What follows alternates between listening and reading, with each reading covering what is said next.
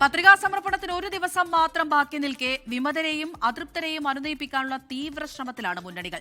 പെരുമ്പാവൂരിൽ സ്ഥാനാർത്ഥിയാക്കാത്തതിൽ ഇടഞ്ഞ എൽദോസ് കുന്നപ്പിള്ളിൽ ഒടുവിൽ പ്രചാരണത്തിനിറങ്ങി.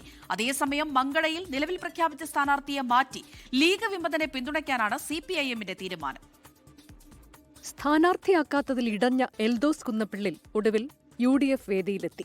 ഒക്കലിൽ പെരുമ്പാവൂരിലെ UDF സ്ഥാനാർത്ഥി മനോജ് മൂത്തേടന്റെ തെരഞ്ഞെടുപ്പ് കൺവെൻഷൻ എൽദോസ് ഉദ്ഘാടനം ചെയ്തു. ഐക്യ ജനാധിപത്യ മുന്നണി സ്ഥാനാർത്ഥി ശ്രീ മനോജ് മൂത്തേടനെ വിജയിപ്പിക്കണം എന്ന് സൂചിപ്പിച്ചുകൊണ്ട് ഞാൻ എന്റെ വാക്കുകൾ അവസാനിപ്പിക്കുന്നു.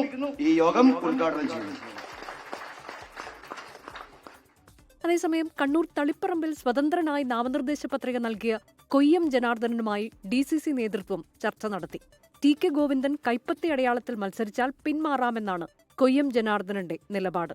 ചെറിയ പ്രശ്നങ്ങൾ പരിഹരിക്കുമെന്ന് KPCC അധ്യക്ഷൻ സണ്ണി ജോസഫ്.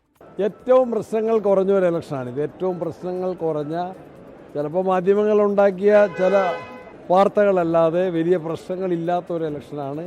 വളരെ യോജിപ്പാണ്, വളരെ ശക്തമായ മുന്നേറ്റമാണ്. പയ്യന്നൂരിൽ V കുഞ്ഞികൃഷ്ണനെതിരെ വിമതനെ നിർത്താനുള്ള തീരുമാനത്തിൽ നിന്ന് യൂത്ത് കോൺഗ്രസ് പിന്മാറി.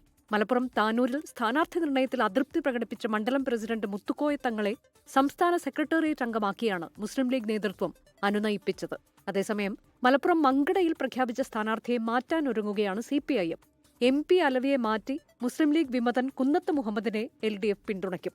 ഇതിനിടെ കാസർഗോഡ് മണ്ഡലത്തിലെ തെരഞ്ഞെടുപ്പ് പ്രചാരണത്തിൽ നിന്ന് BJP കോഴിക്കോട് മേഖലാ പ്രസിഡന്റും കാസർഗോഡ് മണ്ഡലം ഇൻചാർജുമായ അഡ്വക്കേറ്റ് K ശ്രീകാന്ത് വിട്ടുനിന്നു. സ്ഥാനാർത്ഥിയും ജില്ലാ പ്രസിഡന്റുമായ ML അശ്വിനിയുമായുള്ള കടുത്ത ഭിന്നതയാണ് അതൃപ്തിക്ക് കാരണം.